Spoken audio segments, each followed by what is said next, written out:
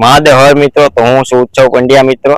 તો આજનું ટાઇટલ અને થંબનેલ તમને બધાને જોઈને ખબર પડી જ ગઈ છે કે શું કહેવા માંગી છીએ આપણે। તો આજે આવી ગયા છીએ આપણે વલભીપુર આગળ પાટી આવ્યું છે, ત્યાં બમબાપુનો જૂનો આશ્રમ હતો ત્યાં મિત્રો। તો મિત્રો જોવો છો આ રીતની આખી આ જગ્યા છે।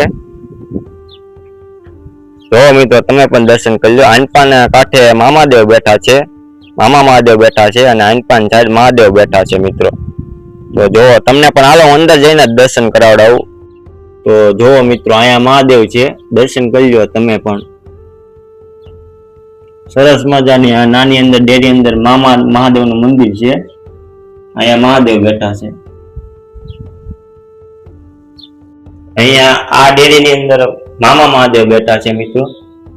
જો તમે પણ દર્શન કરો। તો અહીંયા દિવાલની તરફ આપણે નજર ફેરવીએ તો સરસ મજાની હનુમાનજીની તથા મામા મહાદેવની બધા ભગવાનની અલૌકિક અહીંયા ચિત્રો દોરેલ છે આ મિત્રો। તો સરસ મજાનો આ બહારથી અને અંદરથી નજારો છે। તો પેલા અહીંયા એવું હતું કે અમાસને દિવસે ભજન ને બધું થતું, તે માણસો થોડુંક આવતું એમ। હવે જોવો છો આખી જગ્યા ખાલી થઈ ગઈ છે। આ રીતનો કઈક આશ્રમનો નજારો છે। મામા આ મિત્રો એવું મંદિર છે મામા મહાદેવનું કે તમે ગમે માનતા માનો ને થોડાક દીમાં તમારું કામ થઈ જ જાય મિત્રો। તમે પણ ટ્રાય મારજો। તો સરનામું હમણાં તમને આપું છું। તો હજી એક આ જગ્યાની મિત્રો તમને ખાસિયત કહું ને તો ખાસિયતમાં એ છે, તમે મામાદેવનું મંદિર અલગ જોયું હોય છે, પણ આ જગ્યામાં એવી ખાસિયત છે મામા અને મહાદેવ બંને ભેગા બેઠા છે। હું તો મિત્રો અહીંયા છેલ્લા 3 વર્ષથી આવું છું અમાસ ભરવા હાટું। બમબાપુ અહીંયા હતા ને હમણાં તમને બમબાપુનો આશ્રમ કંથારિયા છે, બમબાપુ અત્યારે ત્યાં છે, ત્યાં પણ તમને જઈને બધું બતાડું। આજનો અમાસ છે તો હું નવરો હતો તો મેં કીધું આ તમને પણ દર્શનનો લાભ દેવડાવું। તો મિત્રો ચેનલ પર નવા આવ્યા હોય તો ચેનલને સબસ્ક્રાઇબ કરી નાખજો, આપણે આવા જ વિડીયો બનાવી છીએ। તો એડ્રેસની વાત કરું મિત્રો તો આ જગ્યા છે આપણે ભાવનગર જિલ્લાનું વલભીપુર તાલુકો છે, ત્યાં પાટી આગળ આ જગ્યા આવેલી છે, જોવો છો તમે પણ અત્યારે વિડીયોમાં। અને આ જગ્યામાં મિત્રો તમામ નામી અનામી કલાકારો ભજનના અહીંયા ભજન ગાવા હાટું આવતા। અત્યારે તો મિત્રો અમાસનું બધું બમબાપુનું છે એ કંથારિયા પશેગામ આગળ કંથારિયા આવ્યું ત્યાં બધું અત્યારે થાય છે। તો હું ત્યાં પણ હમણાં વિડીયોમાં તમને બતાડું બધું કઈ રીતનું આયોજન થાય છે અમાસનું। વિડીયો છેલ્લે લગી જોજો, આજના વિડીયોમાં બહુ મજા આવશે। તો મિત્રો અત્યારે આપણે અહીંયા દર્શન કરી લીધા છે, તો હવે આપણે મળીશું સીધા તમને કંથારિયા બમબાપુના આશ્રમે જઈને। તો મિત્રો હવે આપણે પશેગામ આગળ કંથારિયા આવી ગયા છીએ બમબાપુના આશ્રમે મિત્રો। હવે મિત્રો તમને અંદરથી બધો નજારો બતાડું કઈ રીતનો છે, તો તમે જોઈને કમેન્ટ કરજો। જો તમે આ રીતનો આખો આશ્રમ છે, બહુ સરસ મજાનો છે આ કંથારિયા વિશ્વેશ્વર મહાદેવનો આશ્રમ। હવે અંદર જઈને પહેલા તમને આખું કેમ્પસ બતાડું, પછી મહાદેવના મંદિરના દર્શન કરાવું અને પછી બમબાપુના પણ દર્શન કરાવી દઉં। અહીંયા રાત્રે ભજન હોય છે, ભજન ને સંતવાણીનો આ જગ્યાએ કાર્યક્રમ થાય છે। તો અંદરની સાઈડ થી આખો આશ્રમ છે।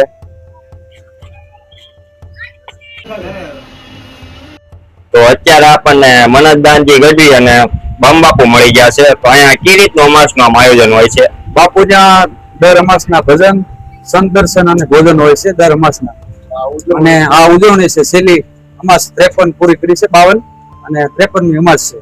અને 9 કુંડી યજ્ઞ હવન છે, શિવ શક્તિ અને બાપુના સાનિધ્યમાં ખૂબ આનંદ થાય। બધા સંતવાણીના આરાધકો બધા દાદી ચેનલના મારફતે તમે શું કહેવા માંગો છો? ચેનલનું કામ બહુ સરસ છે, અમને તમને વિડીયો જોવા પણ મળશે, બહુ ચેનલનું કામ સરસ છે। અહીંયા બમબાપુ બેઠા છે, આ કઈક આશ્રમની અંદરનો નજારો છે।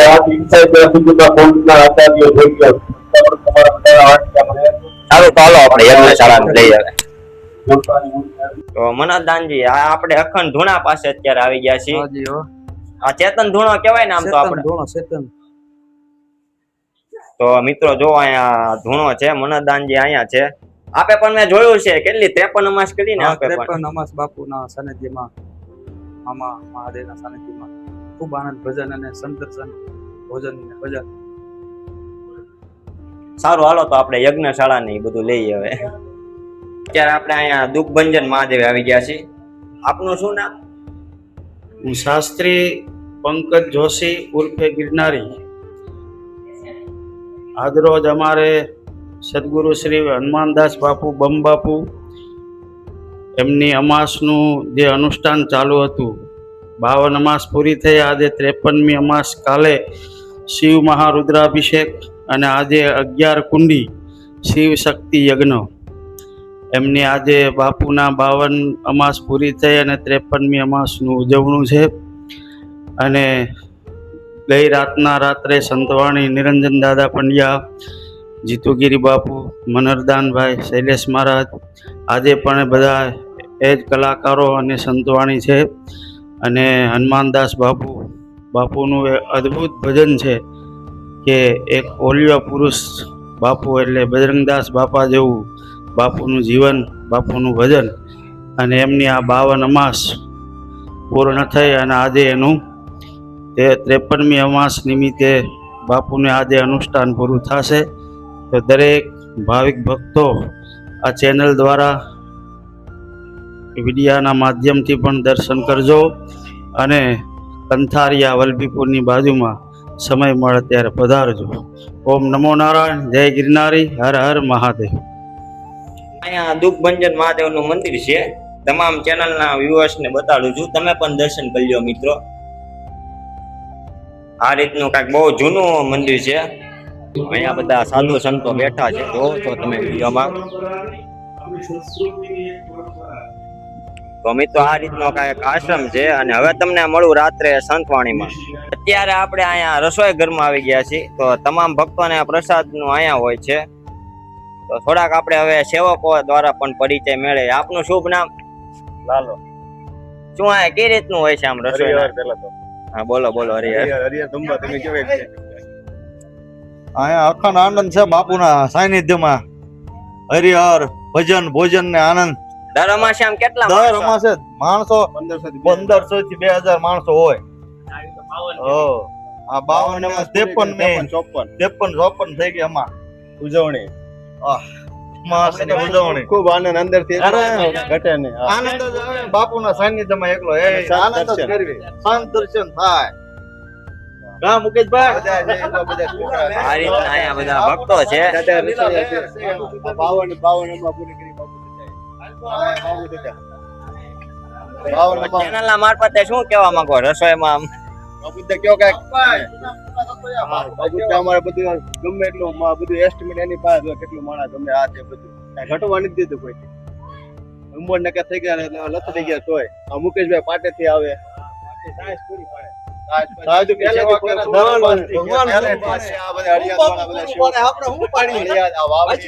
સેવા કરી કામ મળીને ભેગા જો આ તો મિત્રો જોવો છો આ રીતનું કાંઈક અહીંયા રસોઈ બધાને પૂરી પાડવામાં આવે છે. બીજું શું લાલભાઈ તમે કહેવા માંગો છો વિડીયો મારફતે?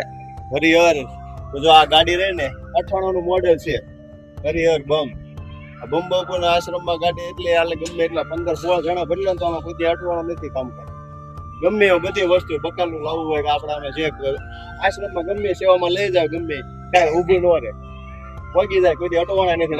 ગાડી જોવો તમે આમાં કાંઈ છે લેવાનું એની દયાથી હાલ્યા જ કરે.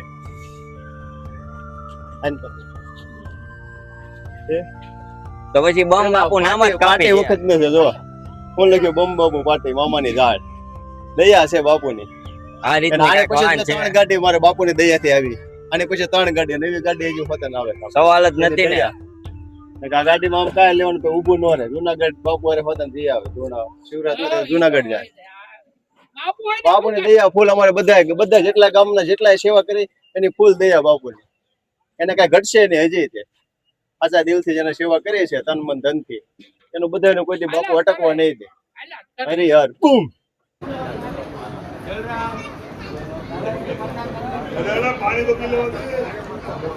અત્યારે આપણે મિત્રો યજ્ઞશાળામાં આવી ગયા છીએ. મનદાજી ગઢવીએ પણ આ યજ્ઞનો લાભ લીધો છે. તો શું કહેવા માંગો છો? બાપુના દર અમાસે ભજન ને ભોજન ને સંતર્શન થતું હતું અને આ 53મી અમાસ છે. 52 અમાસ પૂરી થઈ બાપુનો સંકલ્પ અને અત્યારે 11 કુંડી યજ્ઞ હવન છે અને હવનમાં બધા બેઠા છીએ યજમાન તરીકે. આપે પણ લાભ લીધો છે હા, યજ્ઞનો. ખૂબ ખૂબ લાભ લીધો. દર અમાસે ભજન ભોજન અને સંત દર્શન આ સંતોને આ રજકો આવે બાપુના ભાઈ કેમ છો ભીવાજી?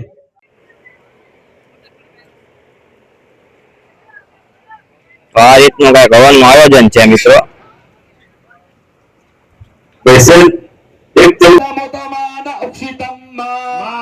અત્યારે તો મિત્રો જાજુ કાંઈ ને જે તો એટલું મેં તમને હવનનું અને બધું બતાડી દીધું છે. તો રાત્રે મિત્રો સંતવાણીમાં અહીંયા નામી નામી કલાકારો આવશે. માયાભાઈ આહિર છે, નિરંજન પંડ્યા છે, જીતુગીરી મહારાજ છે. તો એ બધાનું હવે તમને બતાડું હું.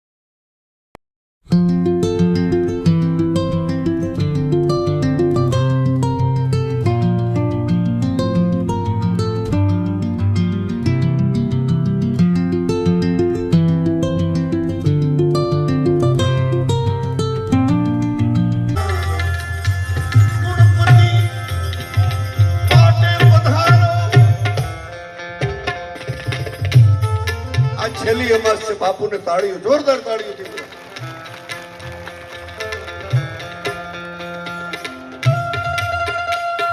ઈ બાળક જન્માય સૂર્યદેવ કાળા છે. જેમ જેમ મોટા થતા જાય એમ સૂર્યદેવ એને સંભાળે નહીં, એને સન્માન ના આપે, એના પ્રત્યે થોડી ઘણી નફરત ઊભી થઈ અને આખર આવી સૂર્યપુત્ર કે મારો બાપ મારી સામે આવું કરે છે કેમ, મને સ્વીકારતા કેમ નથી. મિત્રો આશા રાખું છું આજનો વિડીયો તમને ગમ્યો હશે મિત્રો. તો ચેનલને લાઈક કરી દેજો, શેર કરી દેજો, નવા આવ્યા તો સબસ્ક્રાઇબ કરવાનું ભૂલતા નહીં મિત્રો. તો આજના વિડીયોમાં આપણે આટલું રાખી છીએ. તો વિડીયો તમને પસંદ આવ્યો હોય તો ચેનલને સબસ્ક્રાઇબ કરવાનું ભૂલતા નહીં. તો મળીશું આપણે નેક્સ્ટ વિડીયોમાં મિત્રો.